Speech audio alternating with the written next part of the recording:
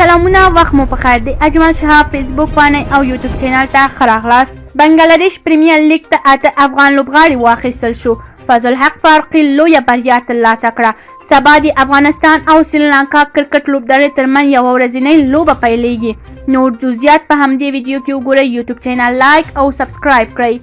بنګلادیش پریمیر لیګ BPL نهم پړاو سیالیو ته ټولو لوبډلو خپله لوبغاړي بشپړه کړ چې پکې د افغان کرکټ ځینې لوبغاړي هم واخیستل شو. د 2023 کال بنګلادیش پریمیر لیګ ته د دراه پړاو بشپړه شو چې له بېلابېلو لوبډلو له لوري پکې لوبغاړي غوره شول چې دا به هم د تیر په څېر د افغان لوبغاړو ولوبېږي چې شمېر یې 8 دي. ابراهیم زدران، کریم جنت، رحمان الله ګلبز، نوین الحق، محمد نبی، عثمان غنی، عظمت الله عمرزی او ګلبدین نایب پکې لوبېږي.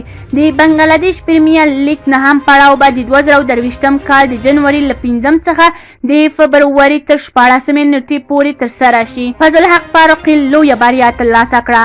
د افغانستان چټک توپ اچونکی فضل حق فاروقي د خپل کرکټ په ژوند کې چټک مخکې روان دی او تازه یې د خپل کریئر یو له تر ټولو ټاپو قراردادونو څخه یو لاسلیک کړ.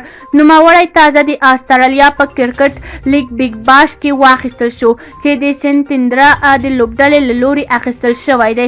دا لومړی وار دی چې یو تیز توپ اچونکی د بیګ باش د سیالیو لپاره غوره کیږي. فضل حق فاروقي د افغانستان د ټاپ کرکټ لوبغاړو لسته په ډېر چټکي ځان ورپورته کوي. نوموړی په آسیا کپ او نړیوال جام کې ډېر ښه وځلېده او له هغه وروسته د هند تر ټولو سترو سوداګریزو لیګ IPL کې هم د لوبډلې له لوري واخیستل شو. په ټاپو نړیوالو لیګونو کې د افغان لوبغاړو لوبېدو یو خوا د دوی تجربې زیاتوي، بله لوري بیا د دوی په اقتصادي وضعیت هم ډېر ښه تاثیر لري او لوبغاړي په لنډه موده کې د یو ښه خپلواک اقتصاد ژوند څښتن کیږي. سبا د افغانستان او سریلانکا کرکټ لوبډلې ترمنځ یوه ورځنۍ لوبه پیلیږي. ټاکل شوی دی چې سبا د افغانستان او سریلانکا د کرکټ ملي لوبډلې ترمنځ یوه ورځنۍ لوبه وشي.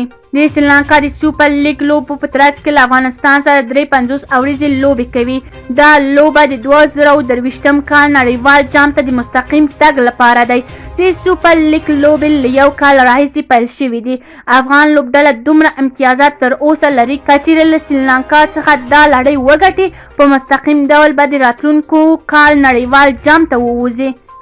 که چیرې کوم نظر لرئ کومنټ کې شریک. یوټیوب چینل لایک او